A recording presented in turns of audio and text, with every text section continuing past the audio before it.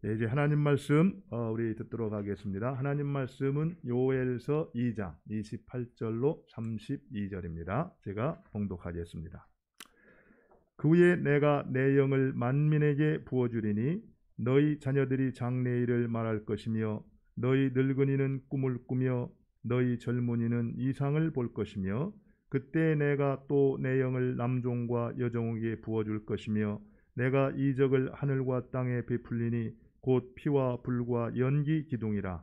여호와의 크고 두려운 날이 이르기 전에 해가 어두워지고 달이 핏빛같이 변하려니와 누구든지 여호와의 이름을 부르는 자는 구원을 얻으리니 이는 나 여호와의 말대로 시온 산과 예루살렘과 예루살렘에서 피할 자가 있을 것이며 남은 자 중에 나 여호와의 부름을 받을 자가 있을 것임이니라. 아멘. 결혼을 앞둔 자매가 있었습니다. 자매가 이제 배우자를 선택하기 위해서 이렇게 이 친구 저 친구 이렇게 만나게 되었는데 형제들을 만나다 보니까 사람이 완벽한 사람이 없잖아요. 근데 어떤 친구는 신앙은 좋은 것 같은데 어떤 인격의 완성도가 좀 떨어지는 이제 형제가 있고, 또 어떤 친구는 또 인격의 완성도는 좀 높은 것 같은데 신앙이 이렇게 연약한 그런 이제 사람들이 있었어요. 그래서 고민을 하다가 이런 질문을 했다 그럽니다. 정말 내가 배우자로 선택한다라면은 누구를 선택하는 것이 좋을까? 여러분은 이런 상황에서 누군가가 여러분한테 그런 질문을 한다라 그러면은 어떻게 조언을 해 주시겠어요? 누구를 선택하라고 이렇게 조언을 해 주시겠습니까? 물론 각자가 이제 다를 수도 있는데요. 사실 우리가 인격의 완성도는 높은데 신앙이 연약하다라는 이런 말은 맞는 말입니다. 왜냐하면은 우리가 예수님을 믿고 난 다음에 제대로 훈련을 받거나 이렇게 신앙생활을 이렇게 바로 하지 않았을 때 연약한 부분이 있을 수 있죠. 그런데 중요한 것은요, 신앙은 좋은데 인격이 부족하다, 이렇게 안 좋다라고 생각하는 말은 사실은 말이 안 되는 말입니다. 왜 그렇죠? 우리가 신앙이 좋다라는 게 무슨 말입니까? 신앙이 좋다라는 것은 삶과 인격에 있어서 예수님을 닮아가는 사람이 신앙이 좋다라는 얘기거든요. 그런데 신앙은 좋은데 인격이 좀 부족하고 좀 안 됐다 이렇게 말하는 것은 사실은 말이 안 되는 얘기라는 겁니다. 사실 이런 것들을 보면은 우리가 신앙이라는 것에 대한 이제 어떤 오해가 있기 때문에 생기는 것이 아닌가 이런 생각이 들어요. 그래서 이런 것을 들을 때 우리가 정말 상식적으로 이해를 하는 것이 참 중요하다. 분별력 있게 보면 되는 거죠. 여러분의 어떤 자녀가 이런 상황에 있을 때 여러분이라면 누구를 선택하라고 충고를 해주겠습니까? 당연히 인격이 성숙한 사람과 결혼을 하겠죠.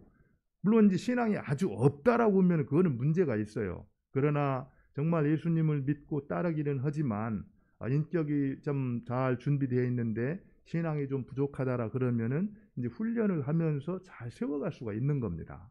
그런데 신앙은 좋은데 인격이 좀 안 됐다 이렇게 말하는 것은 뭔가 문제가 있는 거예요. 그거는 신앙이 좋은 게 아니라 종교적 열심은 있을지는 모르지만 바른 신앙이 아니라는 겁니다. 이런 것들 우리가 상식적으로 분별해낼 수 있을 때 결혼을 바로 할 수가 있고 행복한 결혼 생활을 할 수가 있다라는 거예요.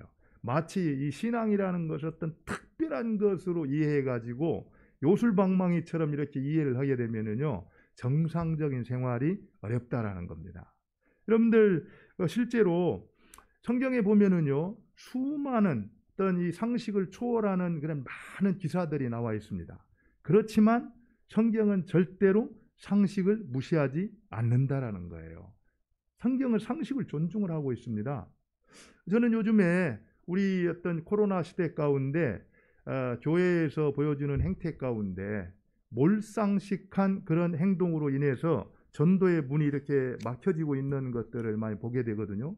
우리가 잘 알고 있는 대로 무슨 사랑 무슨 교회 뭐 전 어떤 분 또 어떤 이 IM 뭐 이런 데조 어떤 분 이런 분들이 가지고 있는 그런 자세는 상식적인 태도가 아닙니다.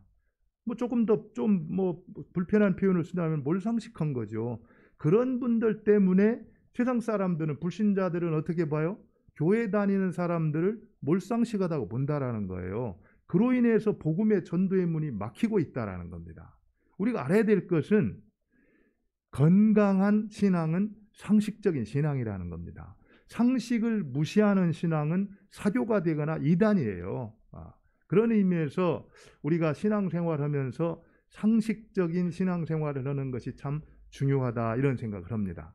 여러분들 오늘 말씀을 볼 때도 마찬가지입니다. 하나님 말씀을 볼 때도 우리가 상식을 가지고 말씀을 접근해야 되지, 항상 우리가 특별한 체험이나 뭔가 특별한 것을 이렇게 생각을 하고 말씀을 보면은요, 말씀을 제대로 읽어낼 수가 없습니다. 오늘 본문 같은 경우는 특별히 여러분들 베드로가 오순절 성령 충만을 받아가지고 인용했던 말씀이잖아요.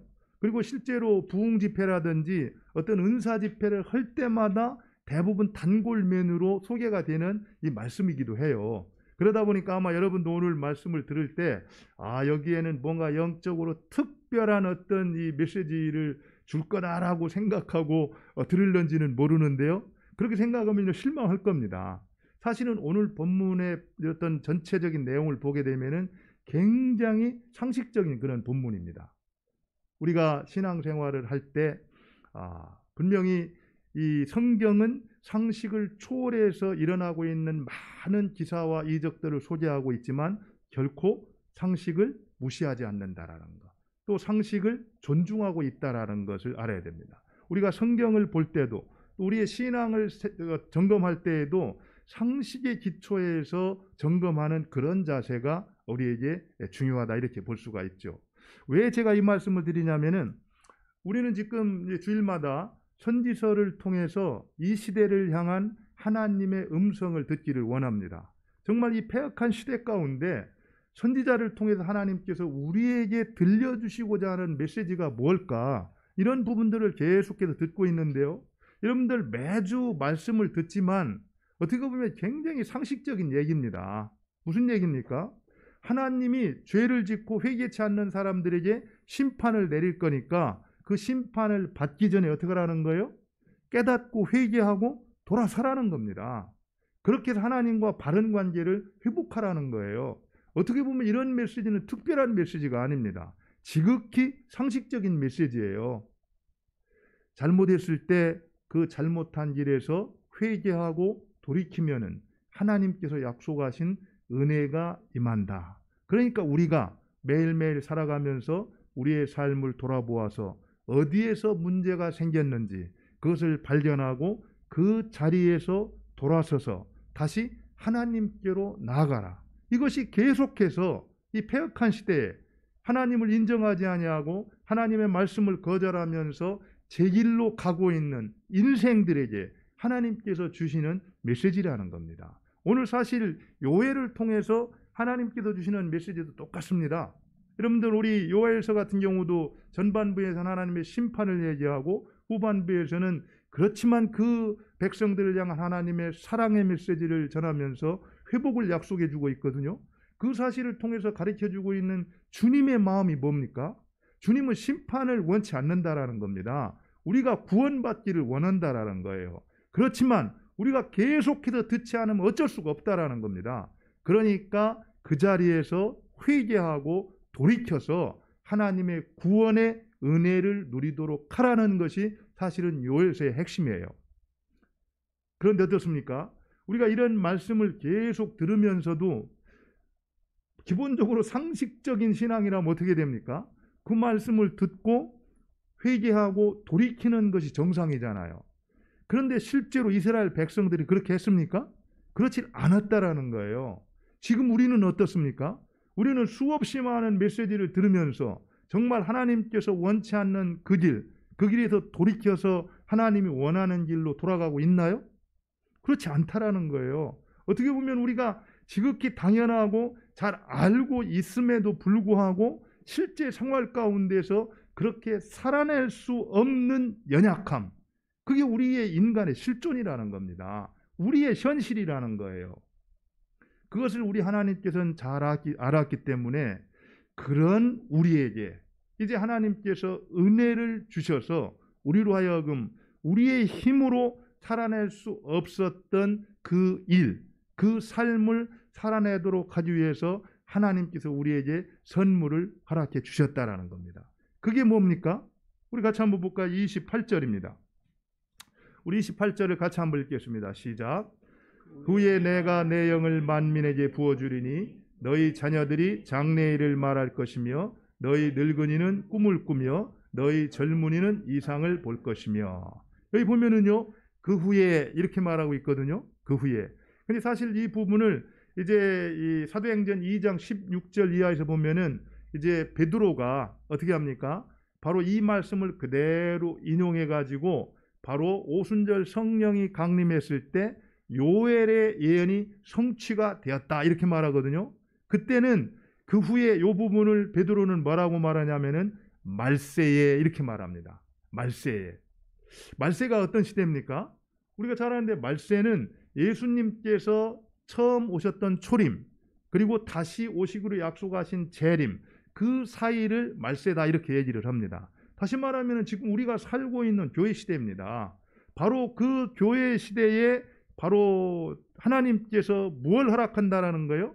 내 영을 만민에게 부어주리라 이렇게 약속했다라는 겁니다.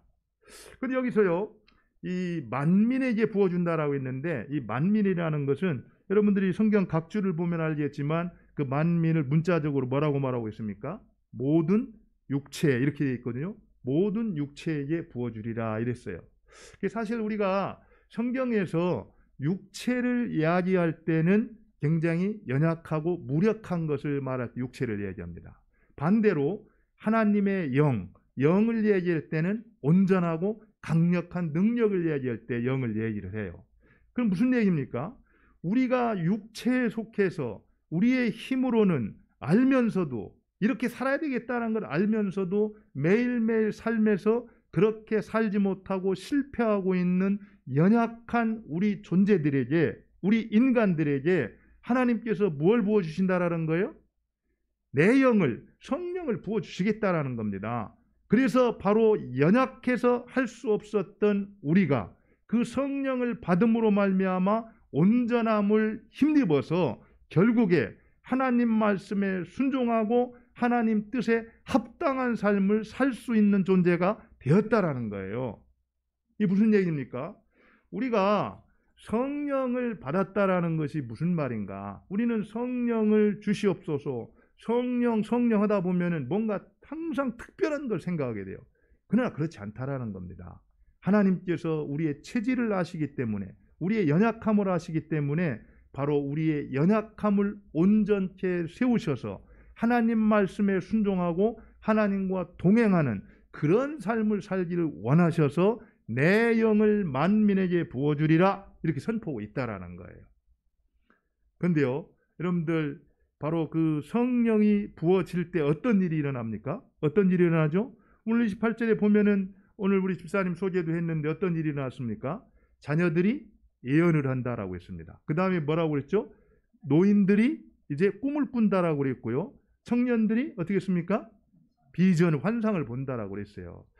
사실 이 부분이 우리가 가끔 이 부분을 막 너무 세세히 들어가 가지고 자녀들이 장래일을 말한다, 자녀들이 예언을 한다는 게 도대체 뭘까? 또 그리고 늙은이가 꿈을 꾼다라고 하는데 도대체 무슨 꿈을 꾸는 걸까? 또 청년들이, 젊은이들이 환상을 보고 비전을 본다라고 하는데 그게 무슨 비전일까? 막 이렇게 깊게 들어가서는요, 이 말씀을 제대로 이해하기 어렵습니다. 오늘 여기서 말하는 이 원래 자녀들이라는 것은 아들과 딸들을 얘기하는 거거든요. 그러니까 아주 어린 사람들을 얘기하는 겁니다. 그들이 이제 장래일을 말한다, 예언을 한다 이렇게 말했고, 노인들이 꿈을 꾼다라고 그러고, 젊은이들이 이제 환상을 본다라고 이렇게 말하는데, 이 얘기는 이 유대인들이 이 성경을 기록할 때 사용하는 하나의 표현 기법 가운데 동의평행법이라는 게 있어요. 동의평행법. 이게 무슨 얘기냐면은 똑같은 뜻의 말을 이제 조금 다양하게 이렇게 표현하는 그런 겁니다. 그러니까 여러분들 특별히 여기서 자녀들이 예언한다라고 해서 예언과, 또 노인들이 꿈을 꾼다라고 해서 꿈과, 청년들이 또 이제 환상을 본다고 해서 비전과, 이런 것들이 막 특별한 게 아니라는 겁니다. 왜 그렇습니까? 구약시대 때 하나님께서 그 백성들과 소통하는 방법 가운데 하나가 뭐예요? 예언과 꿈과 비전이었어요. 다시 말하면은 하나님께서 그 백성들에게 자신의 뜻을 가르쳐 줄 때 사용했던 방법이 예언과 꿈과 비전이라는 겁니다. 그래서 바로 이런 것들을 성령을 부어줌으로 말미암아 그런 것들로 통해서 그 백성들이 하나님을 알게 되고 하나님의 뜻을 분별하게 되고 그렇게 함으로써 하나님과 바른 관계로 회복할 수 있도록 은혜를 주시겠다 이렇게 말하고 있다는 겁니다. 그러니까 성령이 우리에게 임함으로 말미암아 예언을 하고 꿈을 꾸고 비전을 본다 이런 것을 특별한 것으로 생각하지 말고 결국에 성령이 임할 때 하나님이 어떤 분이시고 하나님께서 우리에게 무엇을 원하시는지를 분별할 수 있는 방법을 주시고 분별할 수 있는 지혜를 주셔서 그분의 뜻을 헤아리면서 그분과 바른 관계를 회복할 수가 있게 되었다 이렇게 이해하는 것이 바르다라는 겁니다. 어떻게 보면 이것도 지극히 상식적인 거 아니에요? 우리가 사실 성령 받고 무슨 막 예언을 하고 또 뭡니까? 이 꿈을 꾸고 비전을 본다 그러면 우리는 항상 뭔가 특별한 것을 생각을 해요. 근데 그게 아니라는 겁니다. 우리가 일상 가운데에서 하나님이 얼마든지 예언을 주실 수 있습니다. 여러분들 사실 성경에서 이렇게 말하고 있는 예언, 그런데 지금 이 시대의 예언은요, 설교자를 통해서 주일날 선포되는 메시지가 예언입니다. 여러분들 성경에서 예언이라는 걸 이야기할 때 미래에 일어날 어떤 특별한 사건, 이것보다 하나님께서 앞으로 행하실 미래의 일, 이것을 보여주는 것을 예언이라고 말하고 있어요. 그런 의미에서 성경을 찬찬히 연구한 사람들이 하나님의 뜻을 분별해가지고 그 백성들에게 선포하고 나누어주는 이 모든 것들이 뭐라는 거예요? 예언이라는 겁니다. 바로 하나님의 뜻을 알게 된다는 데 초점이 있는 거지 무슨 이상한 신비한 것이 있는 것이 아니라는 거예요. 꿈이라는 것도 마찬가지입니다. 이스라엘 백성들 가운데 아브라함과 야곱과 요셉과 모두 꿈을 통해서 하나님의 뜻을 분별했잖아요. 마찬가지로 하나님께서 우리에게 어떤 모습일지는 모르지만 그 하나님의 뜻을 가르쳐주는 루트, 방법들이 있다라는 겁니다. 그런 것들이 성령이 임할 때 우리가 경험할 수 있다라는 거예요. 그렇게 함으로써 어떻게 되는 겁니까? 하나님의 뜻을 분별하게 되고 우리가 하나님께로 더 가까이 나아갈 수 있게, 그래서 하나님과 바른 관계를 회복할 수 있는 그런 존재가 된다라는 겁니다. 결국 그런 성령을 허락하셔서 우리로 하여금 그렇게 하심으로써 그렇게 하시는 하나님의 의도가 무엇일까? 왜 성령을 주셨을까요? 왜 그렇게 하나님이 하실까요? 우리 한번 에스겔서 26장을 한번 보도록 할게요. 36장 26절 우리 같이 한번 읽겠습니다. 왜 성령을 주시는가? 같이 한번 읽겠습니다. 시작. 또 새 영을 너희 속에 두고 새 마음을 너희에게 주되 너희 육신에서 굳은 마음을 제거하고 부드러운 마음을 줄 것이며 27절입니다. 또 내 영을 너희 속에 두어 너희로 내 율례를 행하게 하리니 너희가 내 규례를 지켜 행할지라. 무슨 얘기입니까? 하나님께서 성령을 우리 마음에 주시는 이유가 뭐라고요? 그 성령을 주셔서 우리 마음 가운데 돌같이 굳은 마음을 바꾸어서 어떻게 한다고요? 살같이 부드러운 마음으로 만들어 주신다라는 겁니다. 그래서 이전에는 말해도 듣지 못하고 보아도 보침했던 우리가 이제는 성령으로 말미암아 어떻게 돼요? 하나님께서 말씀하실 때 들을 수 있는 귀가 생기고 볼 수 있는 눈이 생겨서 옛날에는 순종하지 못했는데 이제는 그 성령을 힘입어서 우리의 연약했던 육체가 온전케 되어서 하나님 말씀에 반응할 수 있는 존재가 되었고 하나님의 뜻을 분별할 수 있는 존재가 되었고 하나님 말씀에 순종할 수 있는 그런 존재가 되었다라는 겁니다. 하나님께서 만민에게 내 영을 부어주시겠다 이렇게 약속하고 있는 것은 다른 것이 아니라 결국에는 우리의 마음을 바꾸어서 하나님의 뜻을 분별하고 하나님 말씀에 순종할 수 있는 백성으로 만들기 위해서 성령을 주셨다라는 거예요. 그렇다라고 하면은 우리가 늘 성령 받기를 원하고 성령 달라고 기도를 하는데 그런 우리의 어떤 이 목적, 의도가 무엇인가를 한번 돌아볼 필요가 있다라는 겁니다. 우리가 권능을 받고 어떤 신비한 것들을 분별하고 그러는 어떤 우리의 어떤 목적이 무언가, 결국에는 하나님 말씀에 순종할 수 있는 그 하나님의 백성 삼기 위한 것이 하나님께서 우리에게 성령을 부어주시는 목적이라는 거예요. 그리할 때 하나님이 약속하신 은혜로운 삶을 우리가 경험할 수 있다라는 겁니다.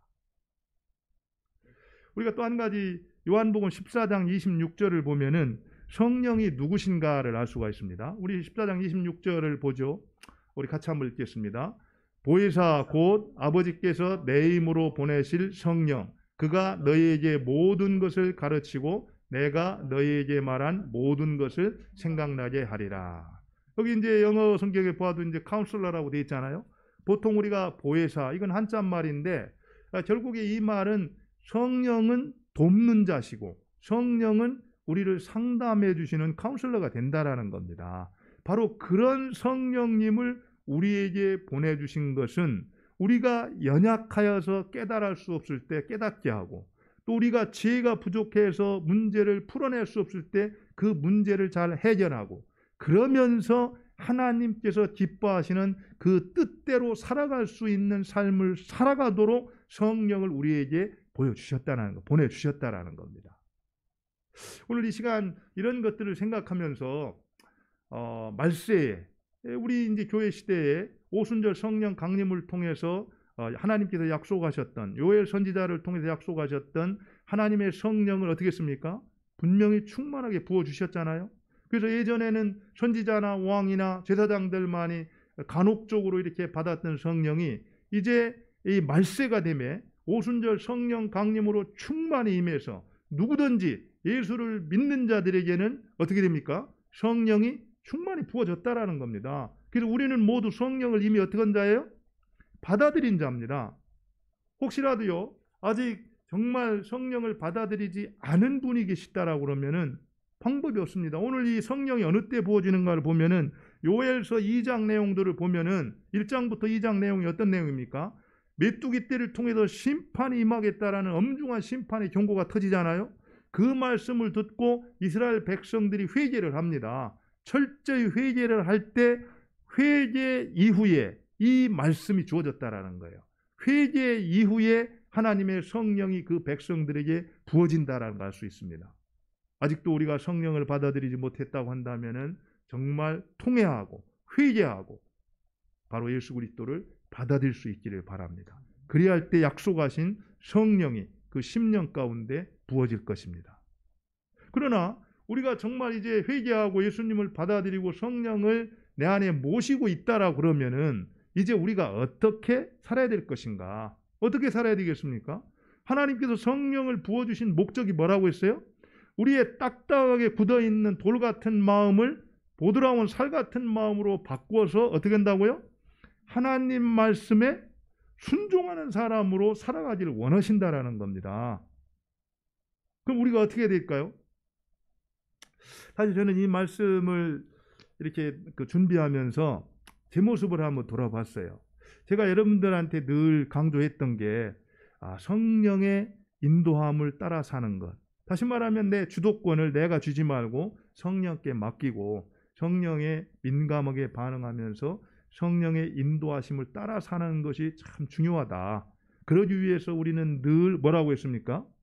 어떤 행동을 하기 전에, 말하기 전에 예수님이라면은 내가 이 상황에서 어떻게 하기를 원하실까? 이것을 묻고 그대로 순종하라고 제가 그렇게 말씀을 드렸잖아요. 그죠? 근데 제 모습을 어떨까를 보니까 참 이게 쉽지 않다라는 것을 제가 발견을 했습니다. 어떤 때 보면은 그때 그 말을 좀 물어보고 그렇게 말을 했더라면 좋았을 텐데 그냥 그렇게 하지 못함으로써 아내에게, 자녀에게, 가까이 있는 가족들에게 상처를 주고 힘들게 했던 때가 많았다라는 것을 발견을 했습니다. 지금도 마찬가지예요. 그래서 제가 이 말씀을 하면서 저도 회개하는 마음으로, 그리고 오늘 아침에 오다가 제 아내한테 그랬어요. 정말 이 부분 이걸 붙잡고 씨름을 해야 되겠다. 어떤 특별한 문제를 가지고 우리의 신앙 문제를 극복하려는 게 아니라 이미 알고 있는 것, 그러면서 잘 되지 않는 것, 이미 습관화돼 버린 것, 그런 부분들에 대해서 한 걸음 멈추고 정말 내가 이 상황에서 예수님이라면 어떻게 하기를 원하실까? 이것을 묻고 그대로 순종하는 것, 그것이 우리에게 있어서 문제지, 특별한 사실, 신비한 영역, 이런 것들을 몰라서 우리의 신앙에 문제가 있는 것이 아니라는 겁니다. 저는 이 시간 다시 한번 저를 포함해서 우리가 오늘 말씀을 들으면서 정말 하나님께서 우리에게 성령을 부어주셨는데 연약한 육체가 할 수 없는 그것을 해낼 수 있도록 온전케 하기 위해서 하나님의 성령이 우리 육체에게 부어졌는데, 그래서 이제 우리는 어떻습니까? 그 일을 해낼 수 있는 능력을 얻게 됐잖아요. 그런데 우리가 그렇게 살지 못했다라고 한다면은 우리의 책임이라는 겁니다. 그런 의미에서 앞으로 이제 정말 내가 행동을 하기 전에 또 말하기 전에 정말 이 상황에서 주님이라면, 예수님이라면 내가 어떻게 행동하고 말하기를 원하실까? 이렇게 묻고 그대로 순종함으로써 하나님께서 성령을 보내주셔서 이루기를 원했던 하나님의 뜻에 순종하는 그런 삶이 우리의 삶이 될 수 있기를 바랍니다. 예, 이제 또 한 가지 좀 살펴보고 싶은 것은요, 그 성령을 구체적으로 누구한테 부어주셨는가? 우리 한번 29절을 한번 볼까요? 29절. 우리 29절을 같이 한번 읽겠습니다. 시작. 그때 내가 또 내 영을 남종과 여종에게 부어줄 것이며. 사실 이 표현은요, 28절의 내용과 똑같은 얘기입니다. 만민에게 부어준다고 했잖아요. 그죠? 그래서 그 앞에서는 어떤 얘기가 나왔냐면 자녀들에게도 부어줬고 또 늙은이에게도 부어줬고 젊은이에게도 부어줬다, 이렇게 나와 있어요. 근데 29절에서 뭐라고 말하냐면은 내가 남종과 여종에게도 부어줄 것이다, 이렇게 돼 있는데, 사실은 이 표현이 좀 정확한 표현은 우리 성경에는 그렇게 나와 있지 않은데 원래는 그렇게 되어 있습니다. 그때 내가 또 내 영을 남종과 여종에게 부어줄 것이며를 심지어 그때에는 남종과 여종까지에게도 부어줄 것이다, 이렇게 얘기를 합니다. 심지어 남종과 여종에게까지, 이렇게 말하고 있어요. 무슨 얘기입니까? 그 당시에 이스라엘 어떤 유대 공동체에서 종이라는 존재는 그렇게 인격적으로 존중받는 존재가 아니었습니다. 특별히 거기에서 여자 같은 경우는 더 무시를 당했던 그런 존재였어요. 그런데 바로 종이면서 그 여종에게까지 성령이 이렇게 부어졌다. 무슨 얘기입니까? 남녀노소, 또 이 뭡니까? 이 빈부격차, 또 사회적 신분, 이 모든 것을 초월해서 하나님의 성령이 부어졌다라는 겁니다. 저는 이 부분이 특별히 이 시대를 향한 하나님께서 선지자를 통해서 우리에게 주시는 중요한 메시지라고 생각을 합니다. 왜 그렇습니까? 지금 우리가 살아가고 있는 사회를 보면은 어떻습니까? 정말 배제와 혐오가 만연한 사회 아닙니까? 차별이 만연한 사회 아닌가요? 어제도 제가 이제 같이 어머니하고 이제 그 점심을 드는데 어머니가 그런 얘기를 해요. 어머니가 누워서 계실 수밖에 없으니까 아마 유튜브를 봤는 것 같아요. 근데 유튜브에서 말하는 내용을 가만히 보다 보니까 야, 도대체 그 사람이 누구냐? 근데 왜 그 사람을 그게 숭악하게 욕을 하는지 모르겠다, 이래요. 여러분들, 숭악하다는 게 무슨 얘기인지 압니까? 해간 좀 심하다는 뜻이에요. 그러면서 아유, 너무 막 가슴이 떨리고 이렇게 힘들다, 이렇게 말씀을 하셨어요. 그러니까 우리 사회가 그만큼 혐오가 심하다라는 겁니다. 또 배제와 어떤 이 차별이 심하다라는 거예요. 우리는 안 그렇습니까? 나와 신앙의 입장이 다른 사람들에 대해서, 나와 정치적 입장이 다른 사람들에 대해서 혐오하지 않고 있나요? 또 그들을 낙인 찍어가지고 좀 완전히 몰매를 맺고 있지 않습니까? 이런 것들을 보면은 이 시대에 정말 필요한 것이 무엇일까? 오늘 성경이 뭐라고 말하고 있습니까? 성령을 부어주시되 어린이나 노인이나 청년이나 할 것 없이, 종이나 자유자나, 또 사회적 신분에 관계없이, 남자나 여자나, 빈부격차에 관계없이 똑같이 모두에게 성령을 부어주셨다라는 겁니다. 이 사실이 우리에게 뭘 가르치고 있나요? 우리가 성령을 받은 사람이라고 한다면은 예수님께서 십자가를 지심으로써 모든 장벽을 다 무너뜨렸는데 우리가 십자가의 은총을 입은 자라는 것을 알고 있다라면은 적어도 우리 그리스도인들만큼은 함부로 그렇게 배제하고 혐오하는 삶을 살아서는 안 된다라는 겁니다. 도리어 그런 사람들에게 던지는 그 돌팔매를 우리가 대신 맞으면서 그들을 품어줄 수 있고 그들을 안아줄 수 있는 것이 성령을 받은 자, 십자가의 은혜를 입은 자가 살아야 될 길이다. 이렇게 말씀하고 있다라는 거예요.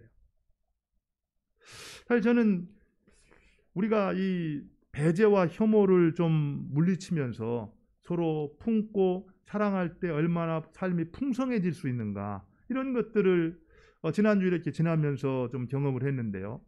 추석이 됐는데 중국도 상해가 아니라 먼 정도에서 이제 연락이 왔어요.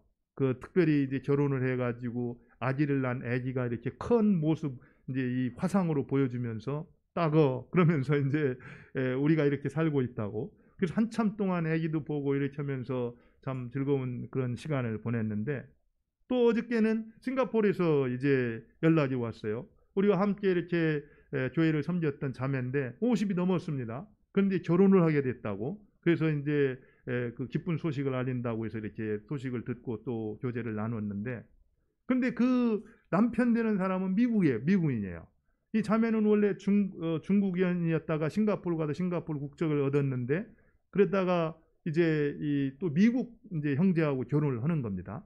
그러고 보면은요, 이제는 우리가 이웃이라는 범위와 또 우리가 함께 할 수 있는 그런 영역이 예전과는 완전히 바뀌었다라는 겁니다. 그렇기 때문에 함부로 우리가 어떤 문화로 인해서 차별하거나 또 민족이나 인종을 인해서 차별하거나 어떤 빈부격차 이런 것들로 차별할 수 있는 시대가 아니라는 겁니다. 이미 그때를 지났다라는 거예요. 우리가 서로 존중하고 포용하고 함께 할 때, 물론 지난 시간에도 말씀드렸지만 우리가 그런 것들을 포용한다라고 해가지고 잘못된 진리까지 우리가 받아들인다는 얘기는 아닙니다. 그들의 생각과 그들의 어떤 이 정치적 이 입장, 이런 부분들과 달리 그 사람에 대해서 하나님의 형상을 입은 인격체로서 우리는 존중하고 받아들이고 우리가 포용해야 된다는 것이지, 그들의 어떤 신앙이나 그들의 어떤 정치적 입장이나 이런 것들을 모두 옳다라고 받아들이는 것은 아니라는 거예요.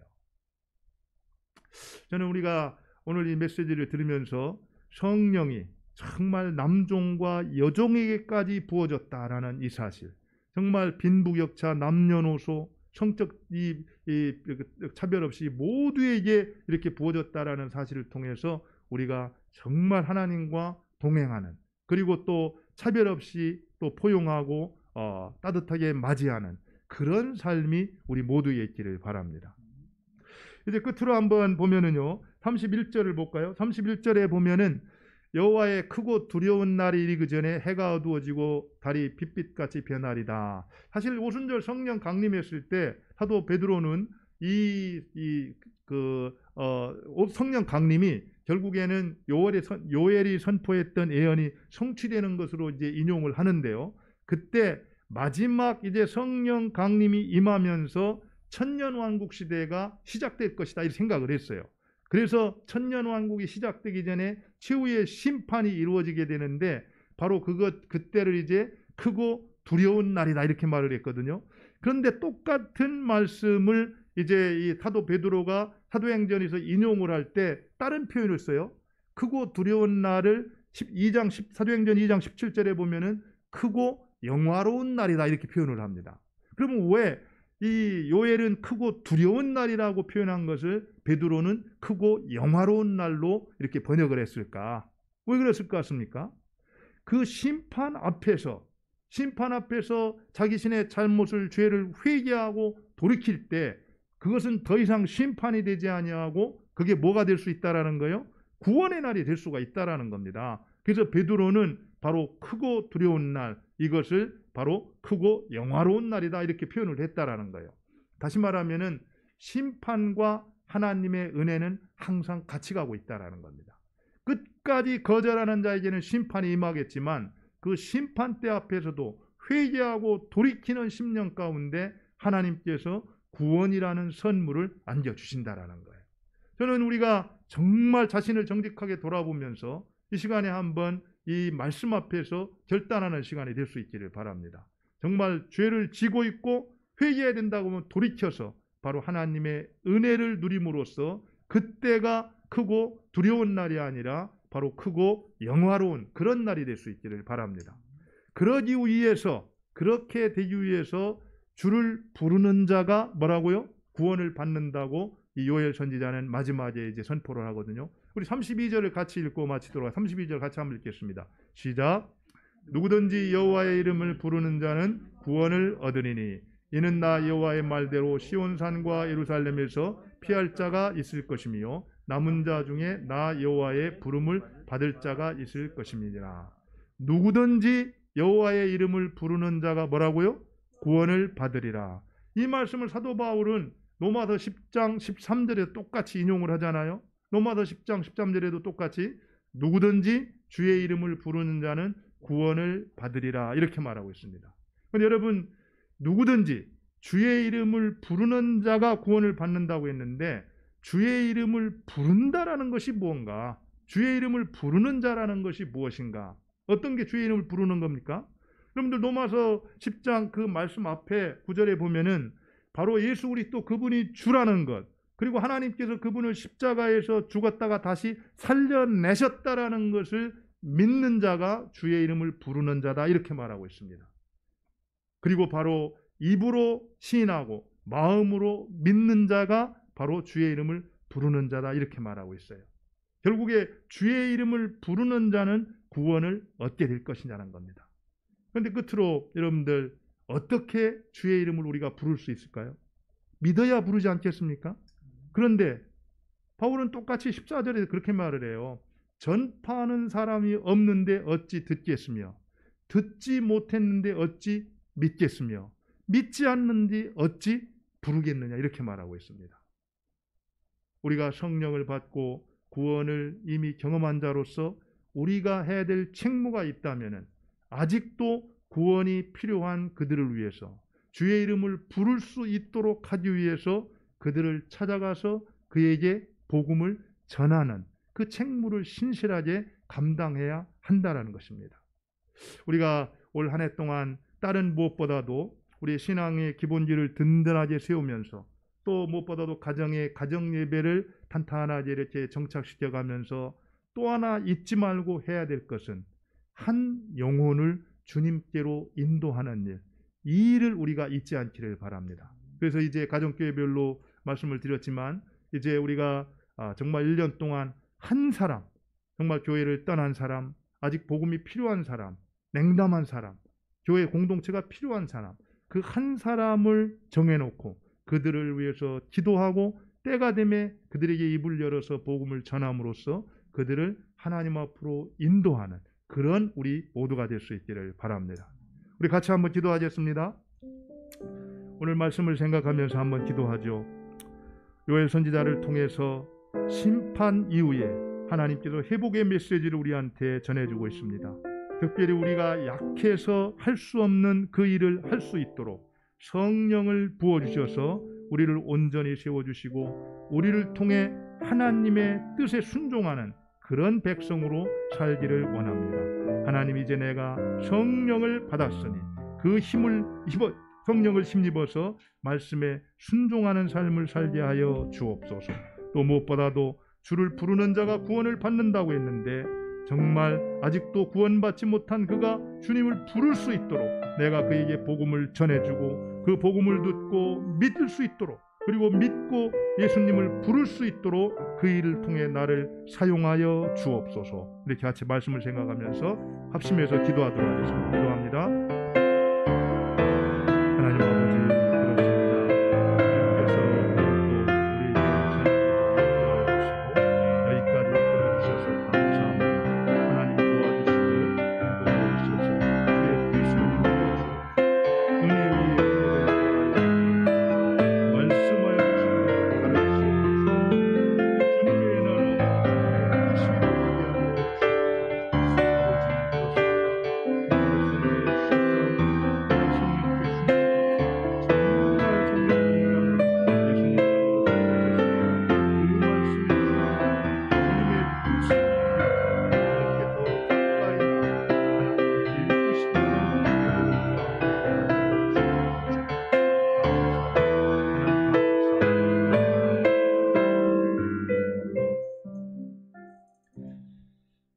하나님, 우리의 연약함을 아시고 성령을 부어주셔서 우리를 온전케 하시고 마침내 우리가 하나님 뜻에 순종하는 백성으로 하나님과 동행하는 삶으로 인도해 주시니 감사합니다.